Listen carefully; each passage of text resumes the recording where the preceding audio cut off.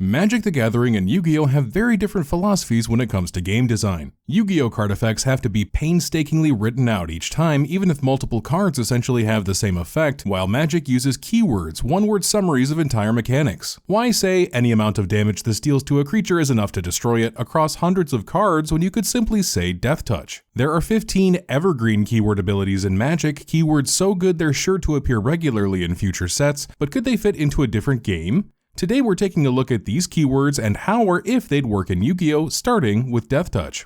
As we just learned, Deathtouch is a keyword ability that deals lethal damage to enemy blocking or blocked creatures. Flavor-wise, it's indicative of creatures that are venomous, poisonous, or have some other form of lethality on contact. This ability has a long and storied history dating back to Magic the Gathering's very first set, Alpha. Perhaps the earliest precursor of this effect could be found on Thicket Basilisk, which destroyed any non-wall creature after combat. The original wording was very clunky and clarified the timing of the destruction since this mechanic was brand new. As a result, this ability had a working title of Basilisk way back in the day. The keyword ability as we know it first debuted in the set Future Sight with the creature Thorn-Wheeled Archer. As you can see, Deathtouch was historically a very green keyword ability tied with black, but in the intervening years it's been relegated mostly to black for flavor and balancing reasons. Now the question you've been waiting for, would Deathtouch work in Yu-Gi-Oh? To answer your question, we need look no further than a monster from the earliest years of the game, DD Warrior Lady. Debuting in the 2003 set Dark Crisis, this monster had a surprising impact on Yu-Gi-Oh's early meta. Its stats are unimpressive, but it has the impressive ability to banish an enemy monster after battle regardless of the battle's outcome.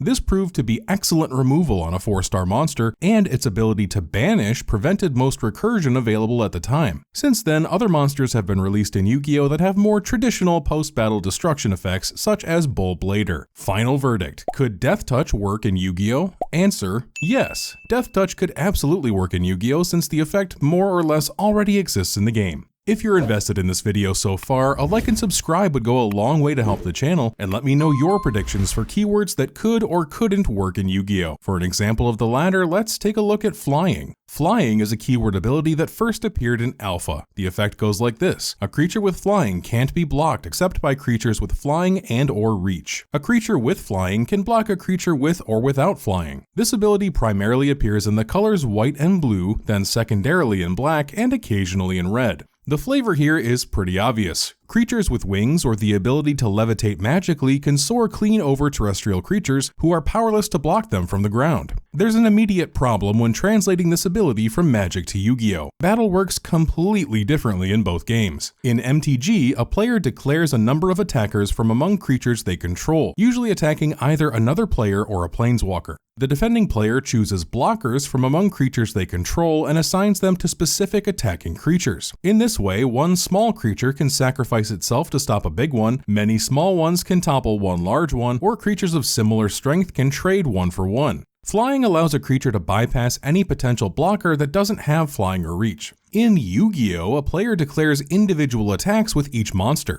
Rather than saying, "I'll attack you with my Blue Eyes White Dragon and Dark Magician," you'd say, "I attack your Skull Servant with my Blue Eyes White Dragon. Then, with no monsters left on the field, I summon Dark Magician, declare a direct attack." Monsters can't attack your opponent if they control one or more monsters, and until their board is clear, you have to knock monsters down one by one. But wait, ManaReborn, you begin to type in the comment section below, what about monsters that let you attack your opponent directly, regardless of their board? While this captures Flying's tendency to let you circumvent enemy blockers, it fails to be an accurate translation of Flying for two reasons. One, an opponent's monster on the ground can still attack a monster like Leghoul, and direct attack monsters almost always have pretty meager stats as a way to balance this effect. Two, perhaps more importantly, this direct attack capability prevents your opponent from blocking you with flyers of their own. It would be like having a sky full of dragons flying in two different directions from completely different altitudes that could never interact with each other. Flying works so well in Magic because of how balanced it is and because your opponent can find ways to respond to it, but if everyone in Yu-Gi-Oh! Runs only direct attack monsters, it becomes not a very fun game. The closest you could get would be an effect like this. This monster may attack your opponent's life points directly unless your opponent controls a monster that may attack your life points directly. Even still though, what about all the obviously airborne monsters in Yu-Gi-Oh! Without this effect? And what about all the ground-based creatures like Legul that can attack directly? This would fail mechanically, it would fail flavorfully, it just wouldn't work. Final verdict, could flying work in Yu-Gi-Oh? Answer, no. And we might as well get this out of the way quickly while we're at it. Reach is a keyword ability that states this creature can block creatures with flying. This ability is found primarily in green and only occasionally in white. Since flying doesn't make sense in Yu-Gi-Oh!, Reach makes even less sense. Final verdict, could Reach work in Yu-Gi-Oh? Answer, no. As shown with flying, the existence of attackers and blockers forms a key component of the combat flow in Magic the Gathering. If you control a flying creature, whether or not your opponent controls a flying creature can be one of the biggest factors determining whether you attack or save your flyer to block on your opponent's turn. This is also true for creatures on the ground. Do I swing with the heavy hitter to try to bait them to block, or do I save it as deterrence for their attackers? But there are some creatures whose keyword ability takes out all the guesswork. Defender is a keyword ability with the following simple explanation. This creature can't attack. This keyword ability also debuted in Alpha, although the keyword itself didn't exist yet. This was simply one of the core game rules for the wall creature type. Flavor-wise, it made sense that walls couldn't attack given their stationary, non-sentient nature. The keyword Defender first appeared in the Champions of Kamigawa block. Since its inception, Defender has been used to denote creatures that can't attack, either due to their passive nature or being inanimate. The ability primarily appears in blue and white, secondarily in black and green, and rarely in red. Creatures can serve many different utilities in Magic, so having a dedicated blocker can sometimes be useful, especially if it has other good abilities. Yu-Gi-Oh! Tends to be a more monster-heavy game that's arguably more reliant on monster effects and attacks to win. As such, a monster that couldn't attack would be a significant hindrance unless it had a wildly broken effect. While I wasn't able to find any monsters with across-the-board inabilities to attack, there are of course several monsters in the game with attack restrictions, usually serving as a way to balance powerful cards. For example, Cave Dragon was released way back in 2003, when the upper limit for a 4-star monster's attack was 1900. Any 4-star or lower monsters with 2000 or more attack had to have a negative effect of some kind. Cave Dragon's limitation was that it couldn't attack unless you controlled another dragon monster. Not only that, you couldn't even summon it if you controlled another monster first. Nevertheless, it was one of numerous monsters in the game with a printed effect preventing it from attacking. While this restriction in Yu-Gi-Oh! Currently only exists as a counterbalance to otherwise good stats, I think we can safely render a final verdict. Could Defender work in Yu-Gi-Oh! Answer, yes.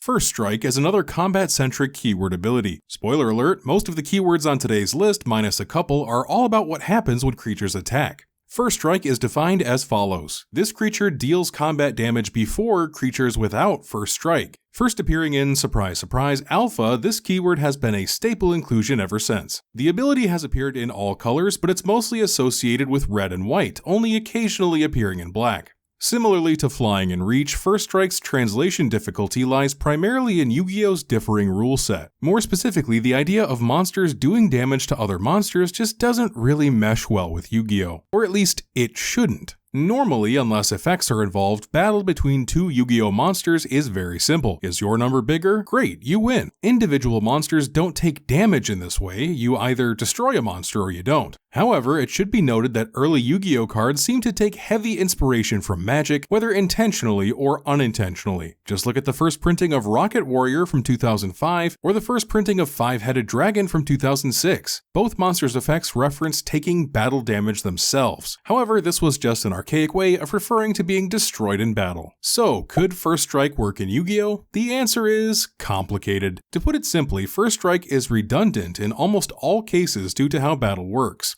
Unlike in Magic, where an attacker and a blocker typically deal damage to each other simultaneously, in Yu-Gi-Oh! Only the attacker's ability to destroy the attack target matters. If the attacker has a higher attack value than the target's attack, or defense if it's in defense mode, the attacker wins. If it's a tie and the target is also in attack mode, both are destroyed. If the target is in defense mode, nothing happens. But here's where First Strike might have an extremely niche use in Yu-Gi-Oh! Let's say your opponent controls a Blue Eyes White Dragon and you control, I don't know, Blue Eyes Strike Dragon. Both have 3000 attack, but Blue Eyes Strike Dragon has the effect, can't be destroyed by battle with a monster that has 3000 attack. In this case, if Blue Eyes Strike Dragon attacks, it destroys the enemy Blue Eyes White Dragon and it survives, a flavorful indication that Blue Eyes Strike Dragon is agile enough to hit the enemy monster first and emerge unscathed. Final verdict, could First Strike work in Yu-Gi-Oh? Answer, kind of. For another keyword ability that's not quite so cut and dry, let's look at Double Strike. This keyword ability was actually the brainchild of a Magic the Gathering fan who submitted the mechanic idea during a You Make the Card promotion. It was originally intended for a green creature, one that would come to be called Forgotten Ancient, but Wizards R&D initially rejected it due to its flavor clash with green's color identity. However, Double Strike was later adopted into a similar niche as First Strike, again belonging to white and red, as the two abilities are very similar. Double Strike means this creature deals both First Strike and regular combat damage. Given what we've seen with First Strike, could Double Strike work in Yu-Gi-Oh? Turns out this question is even simpler to answer because there's actually a precedent for this ability already in the game. Well, sorta. Scrap Fist is a quick play spell card with a list of effects that target a junk warrior you control. One of those effects is the following: double any battle damage your opponent takes. Blue Eyes Chaos Max Dragon has a similar effect as well. Similarly to First Strike, while this doesn't apply to battle damage to an attacked monster, it could still work in certain situations,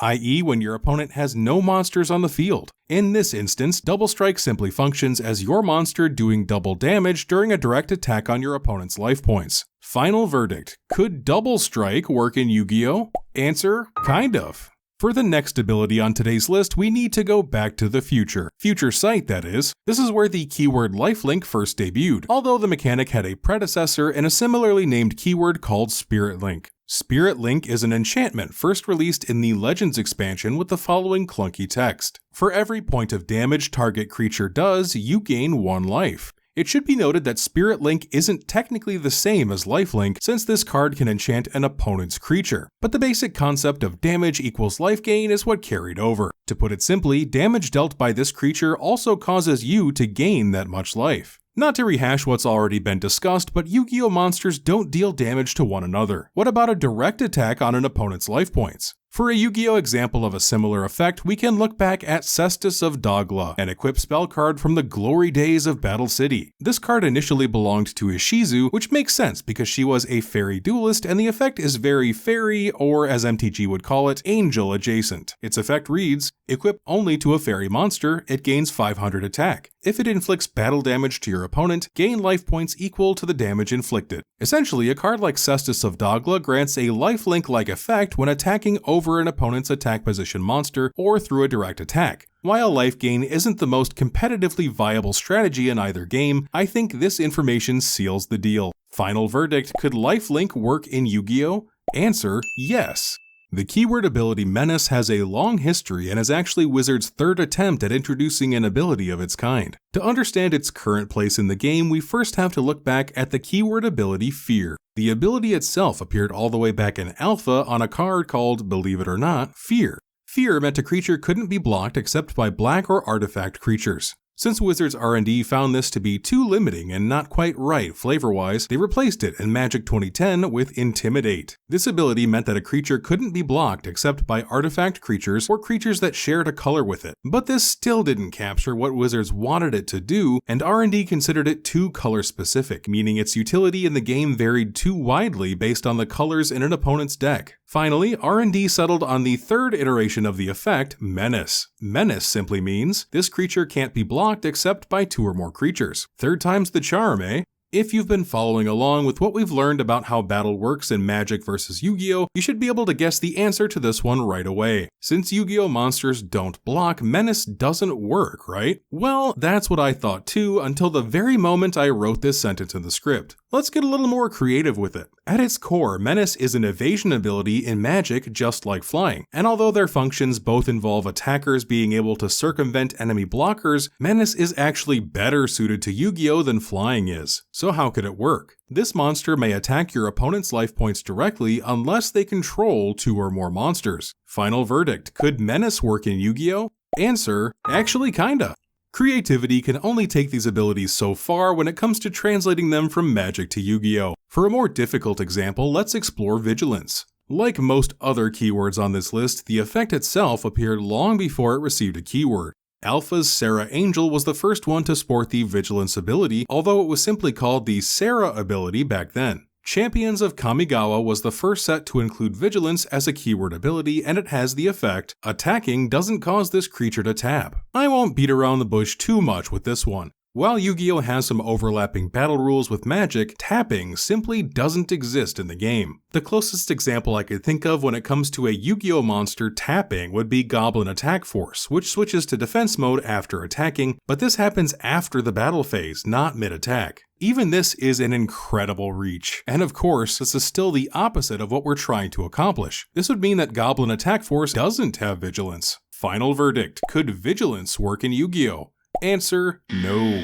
With some abilities, we have to tinker with the rules differences between Magic and Yu-Gi-Oh! In order to translate a keyword from one game to the other. Other times, the necessary ruling infrastructure is already baked into the other game. Trample as an ability first appeared in Alpha, and actually it was already a keyword like flying. Trample means this creature can deal excess combat damage to defending player while attacking. It appears primarily in green, secondarily in black and red, and rarely in blue and white. As you probably know, Trample is unique because it allows a creature to do combat damage even if it's blocked, assuming the blocking creature's toughness is low enough. This is especially useful in a game where, for example, your 10/10 Gigantosaurus can be endlessly chump blocked by a single 1/1 rabbit token. Tokens which are in abundant supply because of that endlessly annoying Heir Apparent card which keeps multiplying turn over turn and getting paired with Waystone's Guidance and Thunderbond Vanguard until I uninstall MTG Arena out of rage.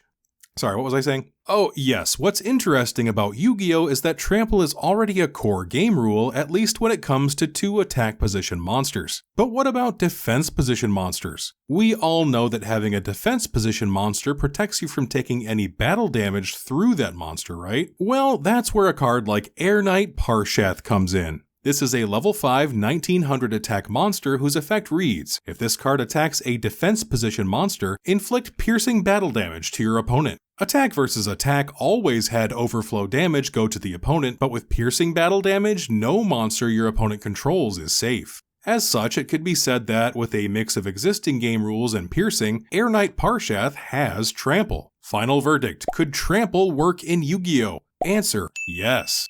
If I asked you what celerity meant in the context of Magic, what would you say? Or what does a creature with Raging do? Well, these were words once used to describe the keyword ability Haste, which first appeared on Alpha's Nether Shadow as a spelled out chunk of effect text. Nowadays, Haste means, this creature can attack and tap as soon as it comes under your control. Magic's combat flow is balanced through the inclusion of a core game rule called Summoning Sickness. This means that creatures can't tap or attack on the same turn they're summoned, giving your opponent exactly one turn to respond to threats or prepare for them once they're combat ready. Haste exists as the exception to this rule, denoting creatures that hit the board swinging and act as rapid shifts in advantage against an unprepared enemy. The thing is, in Yu-Gi-Oh!, Summoning Sickness isn't really a thing. The one exception is a rule that appeared in the Battle City arc of the original anime. Kaiba's tournament stipulated that fusion monsters were prohibited from attacking the same turn they were summoned, but of course he stacked his own deck with the quick attack spell card that allowed his fusion monsters to bypass this limitation. Aside from this one season nerf in the anime though, fusion monsters have never had this restriction.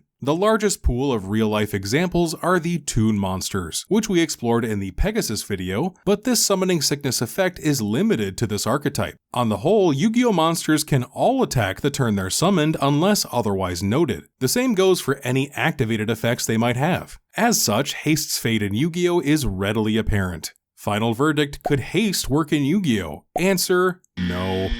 Whether you're tapping for mana or setting spells and traps, destroying your opponent's cards is almost always a good thing. That means one less resource for them to use and one less threat you have to contend with in the future. As such, your opponent is probably going to try to do the same to you and your cards, which is where this next ability comes in handy. Magic's first indestructible card appeared in Alpha, although it technically only conferred this ability onto another card. Consecrate Land was an aura that made an enchanted land indestructible and also prevented it from being enchanted by other auras. Guardian Beast did a similar thing for all your non-creature artifacts, as well as preventing them from getting stolen. Indestructible means damage and effects that say destroy don't destroy this creature. Creatures with indestructible can still die to other effects, such as being sacrificed, leaving the battlefield due to the legend rule, or having their toughness reduced to 0 with -1/-1 counters. Indestructible usually appears in white, sometimes in black and green, and only occasionally in red and blue. It turns out destruction immunity is something useful in Yu-Gi-Oh! As well. For example, Amazoness Queen keeps your Amazoness monsters from getting destroyed by battle. For a stronger immunity, Code Talker can't be destroyed by battle or an opponent's card effect as long as it points to a monster. I think you can see where this one's going. Final verdict, could Indestructible work in Yu-Gi-Oh?